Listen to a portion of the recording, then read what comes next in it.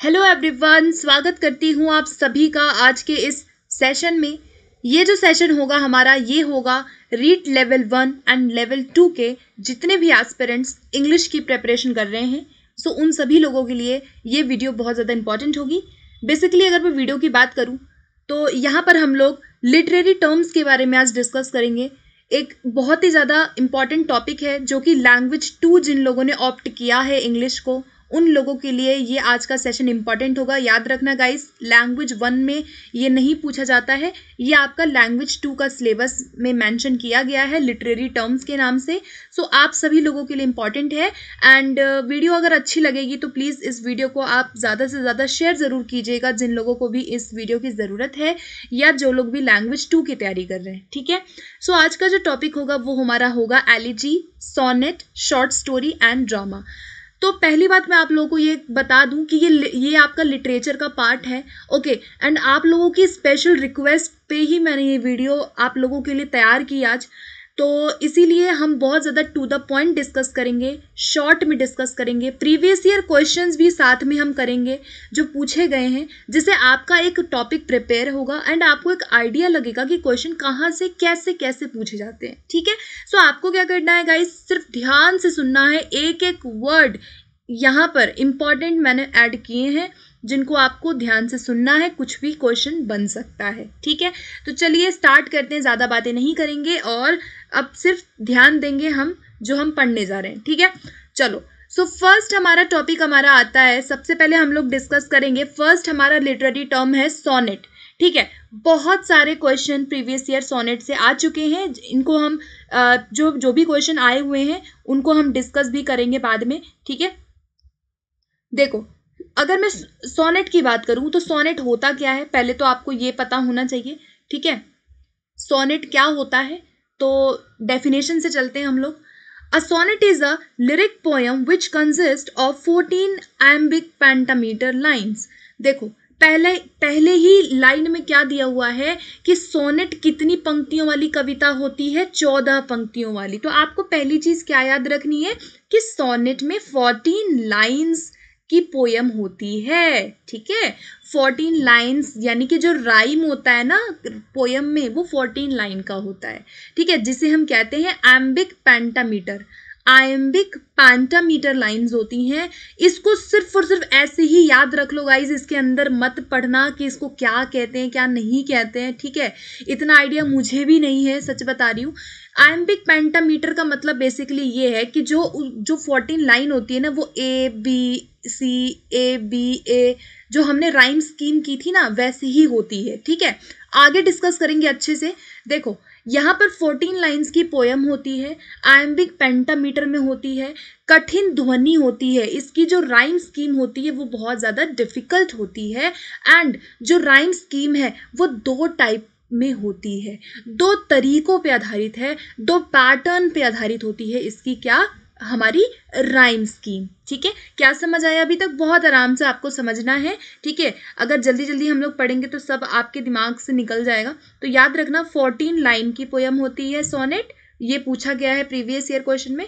And कौन से pentameter में? एम्बिक पेंटामीटर में। ठीक है, और इसके जो पैटर्न होते हैं वो 2 प्रकार के पैटर्न होते हैं अंग्रेजी में। पहला इटालियन होता है सोनेट, 2 टाइप के बेसिकली सोनेट है। ठीक है, पहला होता है आपका इटालियन जिसको हम पेट्रार्कन सोनेट या मिल्टॉनिक सोनेट या क्लासिकल सोनेट भी कहते हैं। तो ये जितने भी आपको रेड कलर से नाम दिख रहे हैं ये एक ही नाम है, Italian, Petrarchan sonnet, Miltonic sonnet, classical sonnet. ठीक है, पहली चीज पहला है आपका पेट्रार्कन। अभी पेट्रार्कन क्या होता है, इटालियन क्या होता है, इसके अंदर से भी क्वेश्चन बनते हैं। ठीक है, अब देखो पेट्रार्कन जो सोनेट होता है उसको 2 पार्ट्स में डिवाइड किया गया है। कितने पार्ट्स में डिवाइड किया गया है? 2 पार्ट में। कौन कौन से पार्ट है ये आपको याद रखना है। पहला होता है 8 पंक्तियों वाली लाइन। पहला क्या है? 8 लाइन्स। ठीक है, जिसे हम ऑक्टेव कहते हैं। क्या कहते हैं? ऑक्टेव, जिसकी ध्वनियां ऐसे होती हैं। और दूसरी होती है 6 पंक्तियों वाली जिसे हम सेस्टेट कहते हैं। क्या कहते हैं? सेस्टेट, यहाँ पे लिखा हुआ है। ऑक्टेव में 8 लाइन होती है, सेस्टेट में 6 लाइन होती है। ठीक है, अब देखो आपको क्या याद रखना है यहाँ पर, आपको यहाँ पे ये जितना भी लिखा है ये सारा ही याद रखना है, ठीक है, क्योंकि सारा ही इंपॉर्टेंट है, कुछ भी क्वेश्चन बन जाएगा और सोनेट से ज्यादा क्वेश्चंस बनते हैं पेपर में, ठीक है। देखो बहुत आसान है। ऑक्टेव इटालियन, देखो मैंने क्या बताया, इटालियन दो प्रकार का है, एक होता है आपका ऑक्टेव और दूसरा आपका क्या था, सेस्टेट, ठीक है, ऑक्टेव एंड सेस्टेट, ठीक है। ऑक्टेव में 8 लाइनें, सेस्टेट में 6 लाइनें। अब इनकी जो राइम है, ये जो आपको राइम दिख रही है ना, जो हमने पिछले सेशन में राइम स्कीम किया था, इनकी राइम आपको याद रखनी है। तो ऑक्टेव की राइमिंग देखो क्या है, ए बी बी ए, क्या है, ए बी ए, ठीक है। कैसे, ए बी ए ये होती है, ठीक है। कितनी हुई टोटल, गिन लो, 1 2 3 4 5 6 7 8 लाइन हो गई, ए बी ए। अब मेरे साथ साथ आप भी पढ़ते रहना, आपको भी याद हो जाएगा। ये पूछा जा सकता है ऑक्टेव में कौन सी होती है राइम, ठीक है। तो ए बी ए, ठीक है। अच्छा, सेस्टेट क्या होती है, जिसकी 6 लाइन होती है। अब देख लो सेस्टेट की ध्वनियां कौन सी होती है, सेस्टेट की ध्वनियां ये होती है, ठीक है, या तो सी डी ई होगा, या तो सी डी सी होगा। देखो क्या होगा, अब मेरे साथ साथ आप भी पढ़ो, ठीक है, सी डी ई पहला और सी डी सी। ये क्या है जो मैं लिख रही हूं, ये राइमिंग स्कीम होती है। आपको पता है ना, पोयम के लास्ट में जो राइम होती है ना, सेम जो ध्वनियां होती हैं, उन्हीं को कहा गया है ये। अगर आपने राइम स्कीम पढ़ी है तो आपको ये समझ आ रहा होगा इजीली, ठीक है गाइस। तो क्या समझ आया अभी तक कि इटालियन पैट्रिकन सोनेट जो है वो उनको 2 पार्ट में डिवाइड किया गया है, ऑक्टेव एंड सेस्टेट। ऑक्टेव 8 होती है, ए बी ए। सेस्टेट जो है वो 6 लाइनों की पोयम होती है, सी डी ई। अब ये दोनों मिलके कितना बना, 14 बना, ठीक है। दोनों 8 और 6 मिलके क्या बना, 14। तो पहला हमारा हो गया 14 लाइन का पोयम। सोनेट क्या होता है, 14 लाइन का होता है, ठीक है। तो पहला क्या था हमारा, इटालियन या पैट्रिकन सोनेट। इसमें हमारे 2 टाइप थे। पहला था हमारा ऑक्टेव जिसमें 8 लाइनें होती हैं, और दूसरा था सेस्टेट जिसमें 6 ध्वनियां होती है, और उनकी राइमिंग स्कीम भी आपको एज इट इज याद रखनी है, ठीक है। चलो अगला देखते हैं। अब देखो जो दूसरा है हमारा सोनेट का टाइप, वो है हमारा इंग्लिश या शेक्सपियरन सोनेट। क्या है, इंग्लिश और शेक्सपियरन सोनेट होता है। इसको भी कितने में बांटा गया है, ये क्वेश्चन आ चुका है प्रीवियस ईयर, ठीक है। याद रखना कि प्रीवियस ईयर आ चुका है ये क्वेश्चन, कि जो शेक्सपियरन सोनेट है, जिसे हम इंग्लिश सोनेट भी कहते हैं, इसे हम 3 क्वाड्रेंट्स एंड 1 कॉपलेट में बांटे हैं, इन्हें हमने बांटा है, ठीक है। मतलब कि सीधी सी भाषा में अगर मैं इसको समझाऊं तो देखो, ये भी 14 लाइन की पंक्तियों की सोनेट कविता होती है। इसके कितने भाग होते हैं ये आपसे पेपर में पूछा जा सकता है। 3 भाग होते हैं और 1 दोहा होता है, ठीक है। कॉपलेट का मतलब होता है कि एक दोहा होता है। कितनी लाइनें हुई, 3 भाग। क्वाड्रेंट्स का मतलब है 3 भाग होते हैं और 1 दोहा होता है। कैसे, अब इसकी ध्वनि देखो क्या होती है, ए बी सी डी। देखो ए बी, ठीक है, फिर सी डी ई एफ, वो ABCD की तरह याद रख लो, ठीक है। फिर G और G, ये जो आपको G और G दिख रहा है ना, इसे हम क्या कहते हैं, ये जो G और G आपको दिख रहा है, इसे हम कहते हैं कॉपलेट। क्या कहते हैं इसे, कॉपलेट मतलब दोहा, ठीक है। तो ये जो G है ये पीछे आता है शेक्सपियरन सोनेट में, और ए बी। अब देखो 3 क्वाड्रेंट्स है, कितने हैं, 3 क्वाड्रेंट्स। अब देखो 3 क्वाड्रेंट्स का मतलब क्या होता है, ए बी एक ये क्वाड्रेंट हुआ, सी डी दूसरा हुआ, ई एफ तीसरा हुआ। समझ आ रहा है क्या मैं क्या आप लोगों से कन्वे करना चाहती हूँ यहाँ पे। देखो 3 क्वाड्रेंट्स का मतलब है कि ए बी सेम, एक हो गया, एक क्वाड्रेंट, दूसरा सी डी दूसरा हो गया, और ई एफ तीसरा हो गया। तो कितने क्वाड्रेंट्स हुए, 3 क्वाड्रेंट्स हुए। हर क्वाड्रेंट में कितनी लाइन होती है, 4 लाइन होती है, ठीक है। हर क्वाड्रेंट में देखो 3 यहाँ पे क्वाड्रेंट होते हैं, 4 यहाँ पे हमारी लाइन होती है हर एक क्वाड्रेंट में, ठीक है। और लास्ट में जो जी है उसे हम क्या कहते हैं, वो सेम होता है, उसे हम कॉपलेट कहते हैं। तो यानी कि जो आपका इटालियन या पैट्रिकन सोनेट था वो हमारे दो पार्ट में था, ऑक्टेव एंड सेस्टेट, और जो शेक्सपियरियन सोनेट था या जिसे हम इंग्लिश सोनेट कहते हैं वो उसमें क्या होता है, 3 भाग होते हैं और एक क्या होता है हमारा कॉपलेट होता है, ठीक है। और उसके अंदर भी 3 भाग होते हैं और हर भाग में कितनी लाइनें होती है, 4 लाइनें होती है। जैसे ए बी कितनी लाइनें हो गई हैं, 4 लाइनें हो गई, ठीक है। सो आई होप गाइज आपको इतना समझ आ गया होगा। आगे देखते हैं, इसको और भी ज्यादा डिटेल से हम लोग समझने की कोशिश करते हैं। ओके, सो अगला पार्ट देखो इसका क्या होता है गाइज, कि जो सोनेट होता है वो किसके द्वारा डेवलप किया गया था, पेट्रार्क के द्वारा। एक पोएट था, उसका नाम था पेट्रार्क, याद रखना पेट्रार्क ने डेवलप किया था। और जो सोनेट का थीम होता है, जो सोनेट किस पे बेस्ड होता है, तो याद रखना लव पे बेस्ड होता है। सोनेट की ओवरऑल जो थीम होती है वो क्या होती है, लव, यानी कि जो भी कविताएं होती है वो लव रिलेटेड ही ज्यादा होती है, ठीक है। याद रखना, या तो वन साइडेड लव वाली कोई कविता है या एक ओवरऑल लव का थीम इसमें सबसे ज्यादा होता है, इसलिए सोनेट जो है वो यूजुअली किससे आपका रिलेटेड है, लव से रिलेटेड होता है, ये आपको याद रखना है, ठीक है। अच्छा, ये नीचे जो मैंने हाईलाइट किया हुआ है इसको आपको समझना है, यहां से आपका क्वेश्चन पक्का बनेगा, देख लेना। और अभी अभी हमने इसको डिस्कस किया था कि जो सोनेट्स होते हैं उसे हम कितने क्वाड्रेंट्स में करते हैं, 3 क्वाड्रेंट्स में सोनेट होता है, जिसमें हर एक क्वाड्रेंट्स में कितनी लाइन होती है, 4 लाइन होती है, और 1 क्या होता है, कॉपलेट होता है, जो कि आपका 2 लाइन्स का होता है। जैसे हमने जी वाला किया था, है ना, 2 लाइनें हैं इसमें, लाइनें तो 2 है, 1 लाइन 2 लाइन, और ये 1 कॉपलेट हुआ। बाकी A B C D E F, ठीक है, समझ आया। 1 ये 1 क्वाड्रेंट, सेकंड एंड थर्ड, तो ये आपका पूरा है। और इसे हम क्या कहते हैं, आयम्बिक पेंटामीटर कहते हैं। क्या कहते हैं, आयम्बिक पेंटामीटर। याद रखना गाइस, ये पेपर में आ चुका है, ठीक है। चलिए अगला देखते हैं, नेक्स्ट पॉइंट हमारा। अच्छा, ये नेक्स्ट पॉइंट में मैंने सब चीजें हाईलाइट कर रखी हैं जो इंपॉर्टेंट थी, ठीक है, जो आपको समझ लेनी है। देखो, जो स्टाइल होता है सोनेट का वो किस में होता है, आयम्बिक पेंटामीटर में होता है। जैसे मैंने डिस्कस कर लिया, A B C D E F फिर जी, ये आपका कौन सा था, इंग्लिश सोनेट है, ये शेक्सपियरियन सोनेट है जो मैंने अभी यहाँ लिखा। इसी को हम क्या कहते हैं, आयम्बिक पेंटामीटर कहते हैं। Theme of sonnet is love. याद रखना क्या होता है भाई, प्यार होता है सोनेट का थीम, जो थीम है बेसिकली। ओके, नेक्स्ट है, Petrarch was the first poet who used sonnet. Sonnet word का यूज सबसे पहले किसने किया था, पेट्रार्क नाम के एक कवि ने किया था, इसीलिए इसके नाम पे क्या पड़ा, पेट्रार्कन सोनेट पड़ा, जो हमने अभी 2 टाइप के सोनेट डिस्कस किए थे, ठीक है। नेक्स्ट है, the writers of sonnet is called sonneteers. Writer जो होते हैं सोनेट लिखने वाले उन्हें हम सोनेटर्स कहते हैं, याद रखिएगा, ठीक है। अगला देखते हैं। अच्छा, ये तो वही है जो मैंने अभी आपसे डिस्कस किया था, ठीक है, कि भाई जो सोनेट है उसे हम 4 सेक्शन में क्या करते हैं, ब्रोक कर सकते हैं, जिसे हम क्वाड्रेंट्स कहते हैं। समझ आया, मतलब कि आपका अगर एक क्वाड्रेंट है तो उसमें 4 लाइनें होती है, ठीक है। एक जैसे यहाँ पे देखो क्या लिखा है, फर्स्ट क्वाड्रेंट है तो उसमें 4 लाइनें होंगी, ए बी कितनी लाइनें हैं, 4 लाइनें हैं। सेकंड क्वाड्रेंट में भी कितनी लाइनें हैं, 1 2 3 4, सी डी ये इसमें भी 4 लाइनें हैं।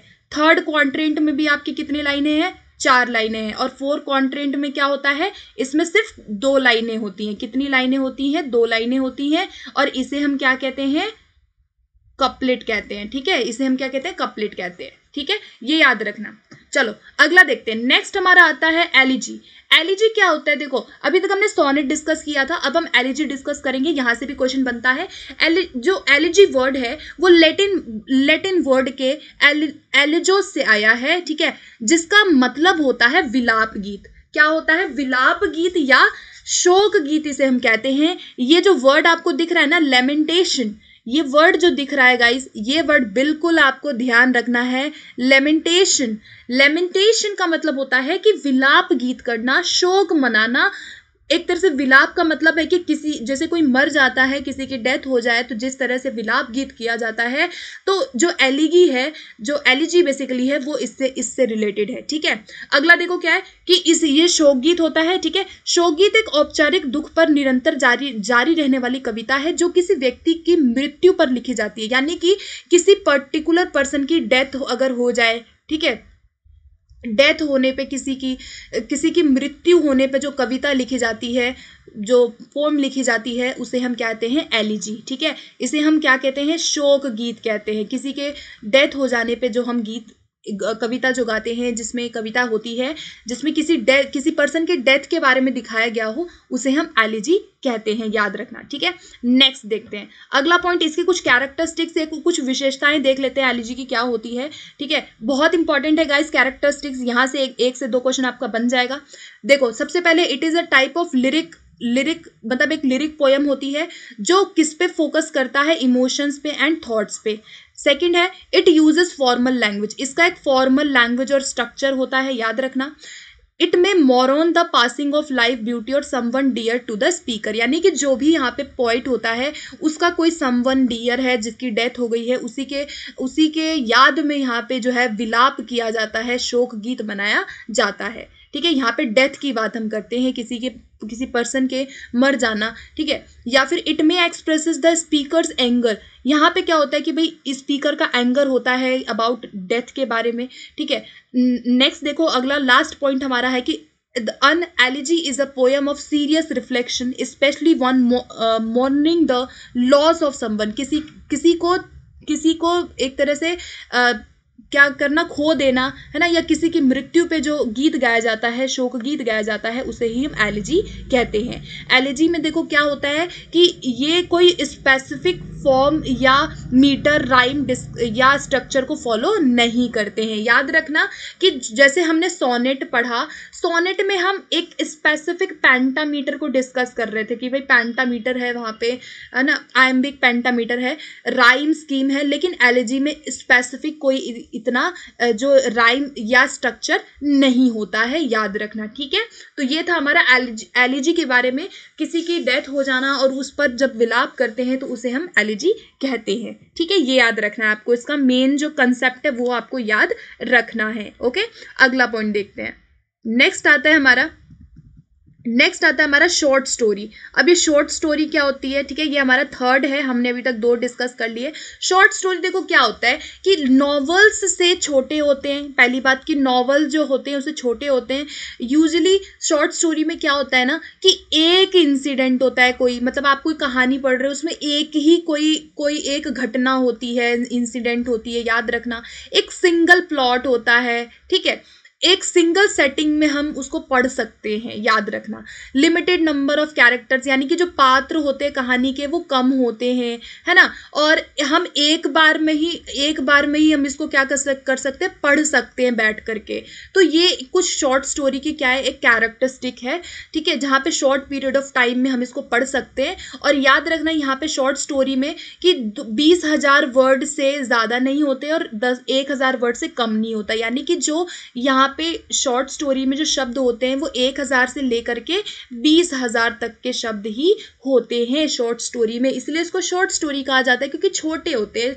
एक इंसिडेंट है, आप जल्दी से पढ़ लेते हो, नॉवल से छोटे होते हैं, तो याद रखना है। ठीक है, अगला देखो, नेक्स्ट है short story is fully developed story which is shorter than a novel. ये नॉवल से छोटा होता है, ठीक है, लेकिन फैबल से बड़ा होता है। ठीक है, मतलब कि वही मैंने कहा कि 1,000 से लेकर के 20,000 तक समथिंग वर्ड्स यहाँ पे होते हैं। ठीक है, यहाँ पे आप एक ही बार में सिंगल सेटिंग में हम इसको पढ़ सकते हैं, और यहाँ पे कुछ ही कैरेक्टर होते हैं, और यहाँ पे जो है सिंगल कन्वर्ट होता है किसी भी चीज का, सिग्निफिकेंट एपिसोड्स और कुछ ही सीन्स होते हैं शॉर्ट स्टोरी में। ठीक है, ये याद रखना है। अगला देखते हैं नेक्स्ट हमारा पॉइंट। नेक्स्ट आता है हमारा ड्रामा। अब ये ड्रामा क्या होता है, ड्रामा मतलब आपका नाटक। ठीक है, जो नाटक होता है, देखो नाटक, जो ड्रामा जो वर्ड है वो ग्रीक वर्ड के ड्रान से आया है, जिसका मतलब होता है टू डू और टू एक्ट। ड्रामा कौन से शब्द से आया है, ग्रीक वर्ड से आया है, ये याद रखना है। और ड्रैन से आया है, ड्रैन का मतलब होता है कि करना, एक्ट करना कुछ। ठीक है, नेक्स्ट है, अब ड्रामा देखो क्या होता है। ड्रामा जो है वो क्या होता है कि जहां पे हम किसी भी रिटन को, यानी कि जो लिखा हुआ होता है, हम उसको परफॉर्म कर देते हैं। हम जब उसका अभिनय कर देते हैं स्टेज पर, उसे हम ड्रामा कहते हैं। ठीक है, सिंपल सी बात है कि भाई आपने कोई चीज लिखी हुई थी, आपने कुछ लिखा और उसको आपने अभिनय कर दिया स्टेज के ऊपर, तो यहाँ पे बेसिकली हम क्या करते थे, परफॉर्म करते हैं, ठीक है। यहाँ पे हम प्रेजेंट करते हैं एक डायलॉग के फॉर्म में, है ना, या किसी भी चीज को, तो वो हमारा किस में आएगा, ड्रामा में आ जाएगा, ठीक है। अगला देखते हैं नेक्स्ट पॉइंट। अच्छा, यहाँ से ये जो मैं आपसे स्लाइड डिस्कस कर रही हूँ, यहाँ से एक क्वेश्चन प्रीवियस ईयर आपके रीट में आया हुआ था, इसीलिए मैंने इसको यहाँ आज ऐड किया है आज के सेशन में। रीट में ये प्रश्न आया था कि a person who rights the play, उसे हम क्या कहते हैं, और ऑप्शन में जो था 4 ऑप्शन दिए हुए थे, प्ले राइटर, प्ले राइट या प्ले राइट, 4 ऑप्शन इस तरह से दिए हुए थे। तो वहां पे जो एक ऑप्शन था जिसमें था प्ले राइटर, WRITER, तो प्ले राइटर नहीं होता गाइज, यहाँ पे प्ले राइट होता है, इस तरह से लिखा जाता है, PLAYWRIGHT, ठीक है। ये वाला हमारा करेक्ट आंसर बनेगा। तो हो सकता है कि आप लोगों से इस बार ये पूछ ले या कोई भी पूछ ले, ठीक है, तो इसलिए इसको मैंने ऐड किया है। पहला देखो क्या है कि a person who seize the play, यानी कि जो प्ले देखता है, जो नाटक देखता है, उसे क्या कहते हैं, तो उसे हम स्पेक्टेक्टर्स या ऑडियंस कहते हैं। ये दोनों नाम याद रखना, स्पेक्टेक्टर्स और ऑडियंस तो आपको पता है, एक वर्ड और याद रख लो, स्पेक्टेक्टर्स। हो सकता है आपसे पूछ ले कि जो नाटक देखता है उसे हम क्या कहते हैं। फिर है persons who present the play, जो प्रेजेंट करते हैं, जो नाटक करते हैं, उसे हम क्या कहते हैं, एक्टर्स या परफॉर्मर्स कहते हैं, ठीक है। नेक्स्ट है person who rights the play, हमने डिस्कस कर लिया, प्ले राइट, जो कि आपके जो रीट है उसमें भी आया हुआ था, और इसे हम ड्रामेटिस्ट भी कहते हैं, याद रखना ये वाला भी। जो प्ले लिखता है, ठीक है, उसे हम ड्रामेटिस्ट या प्ले राइट कहते हैं। A person who provides lighting, जो लाइटिंग देता है उसे लाइटनिंग डिजाइनर कहते हैं, तो सिंपल सा है, ठीक है। A person who provides the background, the curtains, जो कर्टेन और सेट वगैरह देते हैं उसे हम क्या कहते हैं, स्टेज या सेट डिजाइनर कहते हैं। और जो कॉस्ट्यूम बनाता है, यानी कि जो कपड़े बनाता है, बेसिकली जो परिधान बनाता है, उसे हम कॉस्ट्यूम डिजाइनर कहते हैं। ये सब तो आपको पता होगा, है ना। बस आपको टिपिकली क्या याद रखना है, स्पेक्टेक्टर्स याद रखना है, जो नाटक देखते हैं। जो प्ले लिखता है उसे हम ड्रामेटिस्ट या प्ले राइट कहते हैं, ये याद रखना, ठीक है। ये 2-3 आपको याद रखने हैं। ओके, अगला देखते हैं नेक्स्ट हमारा पॉइंट। अच्छा, ड्रामेटिक स्पीच से एक भी क्वेश्चन आया हुआ था, तो इसलिए इसको मैंने ऐड किया है।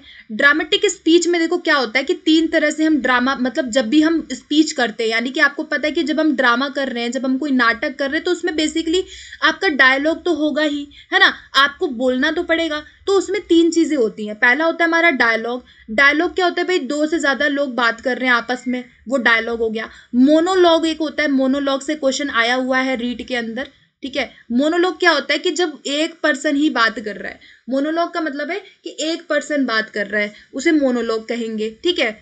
नेक्स्ट है नेक्स्ट वाला जो पॉइंट है वो कहता है सोलिलोक्वी, मतलब कि ऐसा पर्सन जो अपने विचारों को क्या कर रहा है, एक तरह से ऊंचे स्वर में बात कर रहा है, ठीक है। तो ये जो आपको पॉइंट दिख रहा है, मोनोलॉग, यहां से क्वेश्चन आया हुआ है, और सोलिलोक्वी से क्वेश्चन आया हुआ है। सोलिलोक्वी का मतलब होता है कि एक पर्सन ना, जैसे मान लो ये आदमी है, अब ये जोर जोर से ना अपने विचारों को व्यक्त करेगा, बोल बोल के, लाउडली यहाँ पे व्यक्ति अपने विचारों को ऑडियंस के सामने बोलता है, ठीक है, ये याद रखना। तो डायलॉग मतलब 2 लोग हैं, मोनोलॉग मतलब कि कोई एक ही पर्सन बात कर रहा है, और सोलिलोक्वी का मतलब है कि भाई जोर जोर से वो क्या करता है कि अपनी ही जो ऊंचे स्वर में अपने विचारों को वो ऑडियंस के सामने ड्रामा में रखता है, ठीक है। तो ये आपको याद रखना है। ओके, अगला देखते हैं। नेक्स्ट आता है टाइप्स ऑफ ड्रामा। देखो टाइप्स ऑफ ड्रामा से भी क्वेश्चन आ सकते हैं, तो आपको याद रखना है। देखो बेसिक बिल्कुल आपको जस्ट जनरल चीज याद रखनी है कि एक होता है कि जिसकी एंडिंग सैड हो जाए, है ना। ड्रामा जैसे नाटक है, तो नाटक में एक होता है कि भाई एंडिंग सैड एंडिंग हो गई, जैसे फिल्म आपने देखा होगा, फिल्मों में भी यही होता है कि भाई या तो एंडिंग बहुत सैड हो जाएगी या तो हैप्पी एंडिंग होती है। तो याद रखना, अगर सैड एंडिंग है तो उसे हम ट्रेजिडी कहते हैं। तो ये ट्रेजिडी जो है, ट्रेजिडी याद रखना, नाटक में, नाटक के 2 टाइप है, एक पहला होता है ट्रेजिडी और दूसरा होता है हमारा कॉमेडी। क्या होता है, कॉमेडी। अगर हैप्पी एंडिंग है तो उसको कॉमेडी में कर देंगे, और अगर सैड एंडिंग हो रही है तो ट्रेजिडी में कर देंगे। अब ट्रेजिडी के भी कुछ टाइप होते हैं, ठीक है, तो ये आपको इतना याद नहीं रखना है, जस्ट नॉर्मल याद रखना, ठीक है। कॉमेडी के अंदर याद रखना कोई लव स्टोरी हो सकती है, कोई आपका फ्रेश हो सकता है, ये नाम याद रखना, ठीक है, या आपका अलग अलग टाइप है, मेलो ड्रामा हो सकता है, ठीक है। तो याद रखना कि नॉवल को बेसिकली टू टिपिकल 2 पार्ट में डिवाइड किया गया, ट्रेजेडी एंड आपका कॉमेडी, ठीक है, ये याद रखना। नेक्स्ट देखते हैं अगला पॉइंट। अगला देखो क्या है कि ड्रामा के अंदर कुछ एलिमेंट्स होते हैं, ये हम डिस्कस करेंगे, उसके बाद हम कुछ प्रीवियस ईयर क्वेश्चन करेंगे, ठीक है। तो कुछ एलिमेंट्स होते हैं ड्रामा के अंदर। ड्रामा के अंदर लिटरेरी एलिमेंट्स क्या होते हैं? लिटरेरी एलिमेंट्स का मतलब है कि जो ड्रामा लिखा गया उसमें क्या क्या चीजें होती हैं। तो याद रखना पहला स्क्रिप्ट होता है। स्क्रिप्ट का मतलब कि भाई आपने जो भी लिख दिया है ना, जो प्ले है वो कैसे होगा उसको आपने लिख दिया, उसकी कहानी लिख दी, उसको हम स्क्रिप्ट कहते हैं। प्लॉट का मतलब होता है स्टोरी लाइन क्या होगा, मतलब प्लॉट का मतलब होता है कि पहले स्टोरी में क्या होगा, फिर क्या होगा, फिर क्या होगा, फिर एंडिंग क्या होगी, फिर क्लाइमेक्स क्या होगा, वो आपका प्लॉट है। थर्ड होता है कैरेक्टर। कैरेक्टर आपको पता है जो ड्रामा को प्ले करता है, ठीक है, जिसे एक्टर भी कहते हैं। फिर स्टोरी ऑर्गेनाइजेशन होती है कि भाई कैसे कैसे स्टोरी को कहा जाएगा, ड्रामा में कैसे कैसे डायलॉग होंगे। उसके बाद सेटिंग। सेटिंग का मतलब है कि ड्रामा कहाँ होगा, स्टेज पे होगा या कहीं आपका फील्ड में होगा, किधर होगा। डायलॉग्स होते हैं, याद रखना डायलॉग क्या होता है कि a spoken conversation between two characters. जब दो कैरेक्टर आपस में क्या कर रहे हो, आप आपस में कन्वर्सेशन कर रहे हो, इसे हम क्या कहते हैं, डायलॉग कहते हैं, ठीक है। उसके बाद मोनोलॉग क्या होता है, याद रखना मोनोलॉग आपको अभी हमने डिस्कस किया, जहाँ पे एक ही पर्सन जो है वो बोल रहा है, ठीक है, एक स्पीच दे रहा है।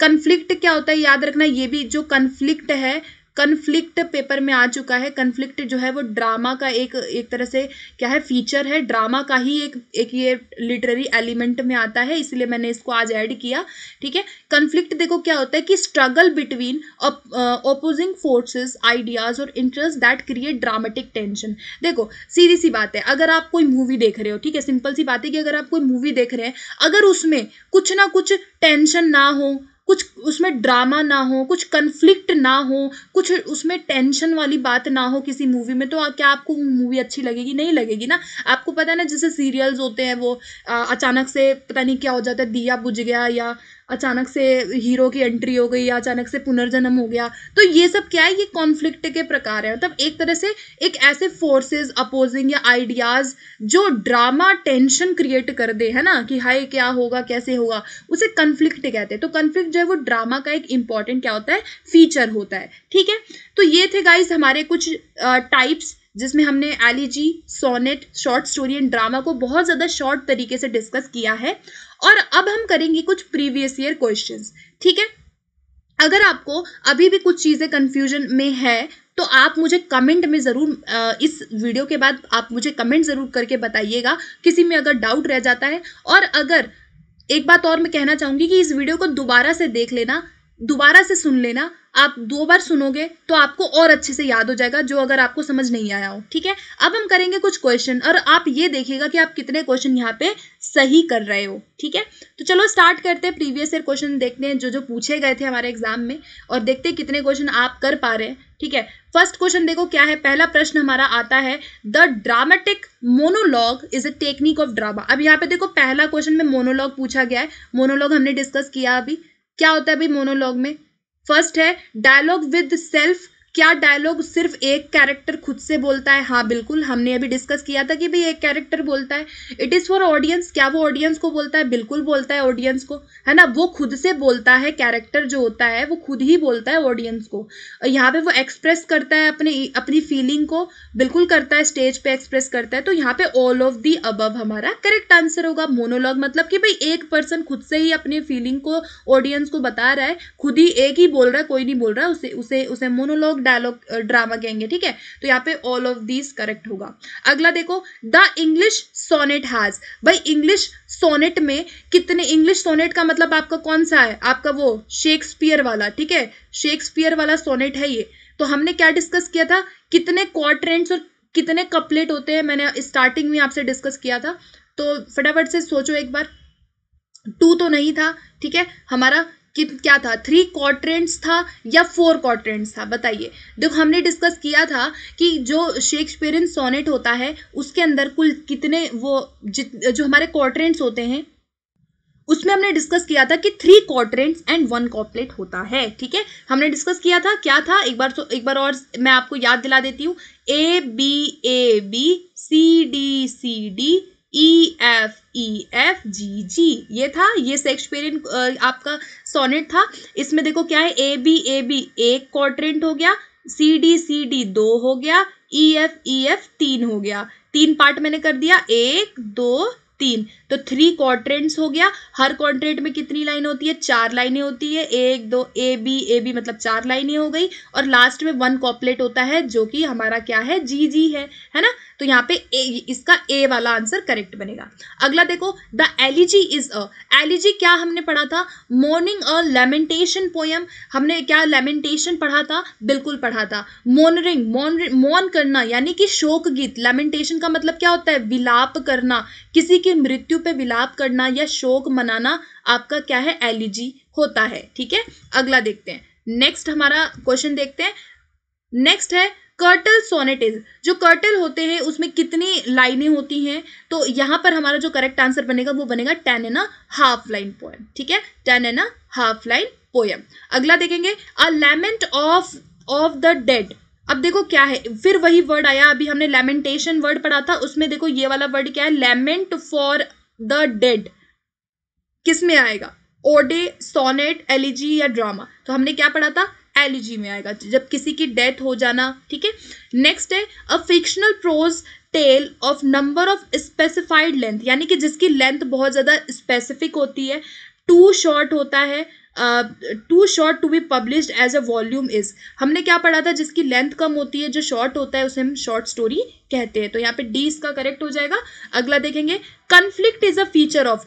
कन्फ्लिक्ट किस में आता है, अभी हमने डिस्कस किया था, कन्फ्लिक्ट हमारे पोयम का पार्ट है, ड्रामा का पार्ट है, स्टोरी का या नॉवेल का। तो जो कन्फ्लिक्ट है वो हमारे ड्रामा का पार्ट होता है। ठीक है, अगला क्वेश्चन देखेंगे। नेक्स्ट क्वेश्चन देखो, an elegy is a poem written. जो एलिजी होता है वो कैसे लिखा जाता है या किस चीज के लिए लिखा जाता है, वो आपको बताना है। फर्स्ट है टू सेलिब्रेट एन ओकेजन, हमने ये पढ़ा था, नहीं पढ़ा था। To in the praise of God, God को प्रेज करने के लिए नहीं।